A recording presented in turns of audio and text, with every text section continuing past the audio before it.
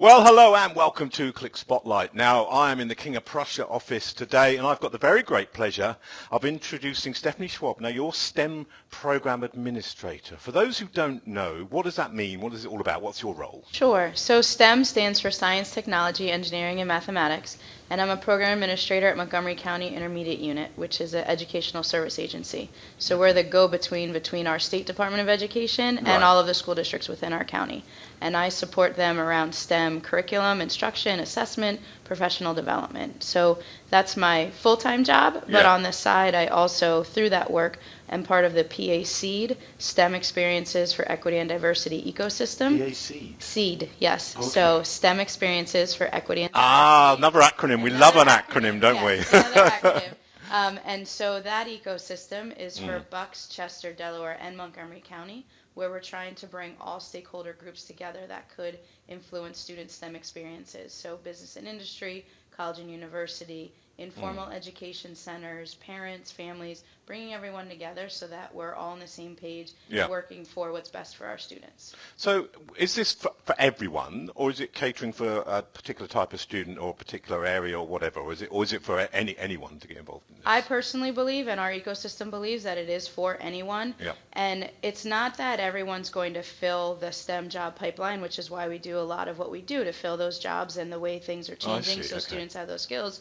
But at the same time, our students also need to be STEM literate when they get out in the world and have to make a lot of decisions. There's a lot of decisions around environmental literacy, your piece with data literacy. There's lots of things that even if you don't have a job in a STEM area, you also need to be able to make educated decisions and vote properly and things like that. So we want to prepare our citizens to be productive in the global world. So the relationship then between you and Qlik, how did that start and what does it involve? So I first met with someone from the King of Prussia district and learned about what they were doing in King of Prussia and all the businesses that have been moving into the area. And she recommended Qlik to me to get to know you better because of the Take Your Child to Work Day program. Of course, that's the first time I met you, wasn't it? Was that yes, that was the first time I was here. And seeing how invested Qlik is in wanting to support students and knowing where we are as an ecosystem, that our ultimate goal is supporting students and educators to better support their students, just felt like it was a great opportunity to come and learn more and are looking forward to seeing what we can do as a partnership around data literacy and supporting students in STEM education. So just to dig a little bit deeper into your experience, how long have you been in the role that you're doing now? So I've been a STEM program administrator for 4 years at Montgomery County Intermediate Unit and part of the PA SEED ecosystem for 2 years now. I serve as one of the executive team members. So there are 4 of us, one in each intermediate unit within our region, and together we kind of act as the executive director, backbone of the ecosystem, bringing everyone together. So in those 4 years, because I mean my wife's a teacher, so she teaches 5-6-year-old children in the UK, and things have really changed. And have you noticed that? I mean, in the US, have you noticed that changing in the 4 years that you've been doing it? I have, and I think one of the biggest things we're starting to see is people getting out of their school district kind of box per se, where they're very much, well, this is my classroom, this is my building, everything I do is within here. But in reality, there's so many other resources out there that you can partner with and do. And one of the biggest changes we've seen is groups coming together from different stakeholder groups. So an example is Riverbend Environmental Education Center, which is not very far from here in King of Prussia, and our local school districts and one of our community colleges are working together to bring an aquaponics program to middle school students. Aquaponics. So aquaponics, it's similar to hydroponics, where it's your own systems where you can grow vegetables, but you also have the fish in the system as well. And so one of the school districts is they teach pretty much 90% of their 8th grade curriculum through the aquaponics systems, and we're working on trying to get the program into another one of our school districts, partnering with Riverbend, Montgomery County Community College, and that local school district as well. So do they really get hands-on then with the with it? Yeah, so that's excellent. Because Yes. I certainly know with my children that it's okay reading a book and getting practical and looking at a whiteboard or smart board as they call them now, but unless that hands-on can make a lot of difference. Yes, and that's what we're trying to push, so that students get that exposure and trying to focus more on skills and not necessarily content. Get the skills in place and the content will come as you're getting them to be able to work together, communicate effectively, whether it's in writing or verbal, be more creative in their solutions and work on problem solving. And also we've been talking more about problem finding. How can you find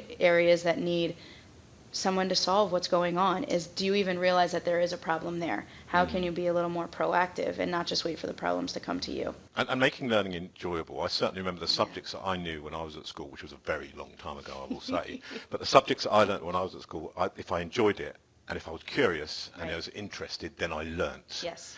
Yes. So that comes on very nicely to data literacy. So I think one of the reasons why you got involved with Qlik is on the data literacy program. Yes. So how does data literacy resonate with the people that you're speaking to? So, I mean, one, it's definitely a part of curriculum in itself, where, you know, in part of our math curriculum all the way through, it's there, but we don't, I think, get the practical application, why we use it, how we use it, the importance of it. That's also very important, isn't it? It is. And when we talk about doing projects and more of that hands-on, having that authentic audience is really important as well. So when you can partner with a business who has people working in this all the time, and as students have a project, they can present to that business to say, here's what we were thinking, how does it match with what you do? And then the students can get that real feedback to know, you know what, we're on the right page, or no, this isn't even close to what it's actually going to be like when we get into the business. And that bringing the children to work, that was fascinating, because I was walking around all the different, and the way they sort of lit up when they could take data literacy, which is, what is that? And then put it around the data that they understand, because they're all working with data, they just don't call it data, do they? Correct. No, so get that understanding was fantastic. And it really resonates with the pupils. Do you think the people that you're dealing with, do you think that really, you know, they understand that, what it means? I think they do, and I think the more we become technologically advanced in what we're doing, we see that there's a lot more data that we have to be aware of, and data that we can collect that we never even knew was possible. That we can use that then to better improve our work and what we're doing. So the more people can understand it, I think the more efficient we can be in the projects that we're trying to complete. And I think, and I record my own data and use it. I'm diabetic, so I record my sugar levels and all that kind of thing, and that makes it personal to me now, and I put that in a Qlik Sense app, and it helps me to control. So we kind of discussed this, but how important is it, do you see, and what use will it be for these people? They come in, they learn about data literacy, and how is it important that they do that before they then go out into the big wide world and start, you know, getting jobs in companies, etc.? I think the more you can know before you get out there, the better off you're going to be able to be. And it's more about those skills. And so what are the skills behind data literacy? Why do we want to keep track of our data? How do we use our data? How do we move things forward?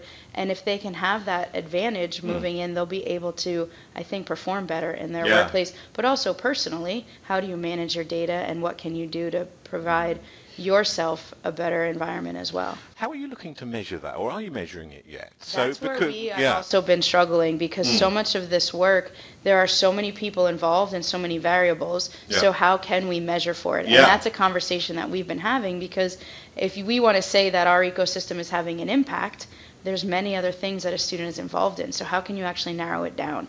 I'm eager to learn more from Qlik to see what we can do for being able to measure our impact and provide support and reasons for other businesses and other stakeholders to get involved and to support us with the initiatives that we're doing. And looking at the relationship going forward, is that maybe your next step? Where do you see this evolving? So I would love support in how to collect our data and measure our impact, but I also would love for not just the ecosystem piece, but our students and our teachers to be able to get that real world experience. So just like that Take Your Student to Work Day, we service over 300,000 students in Montgomery County. So how do we scale this so that everybody gets an opportunity like this to better understand, and all of the teachers that are involved too, so they can make it back to their classroom and have that practical application. So I feel like there's a lot of opportunity for growth and getting students here, or even getting members from Qlik into our school districts as speakers to be able to support and provide students with a better understanding of where data literacy fits. Well, I'll say this now. I'm happy to get involved in that. Next time I'm in King of Prussia, if you want me to do that, then I'll be more than that. And I think it's fantastic that we're doing this and getting involved with the local community, but also these young people that are growing up and having more skills so they can maybe do better in life. And getting those metrics is going to be important, because you can say, yeah, they did very well, but if you can get some numbers in there and get the data in there, it's going to be much better. Absolutely. Excellent. Well, Stephanie, it's been an absolute pleasure. Thank you so much for coming in. And I'll see you again, and hopefully, we'll get involved in this project as well. So all right. Thank you so much. Pleasure.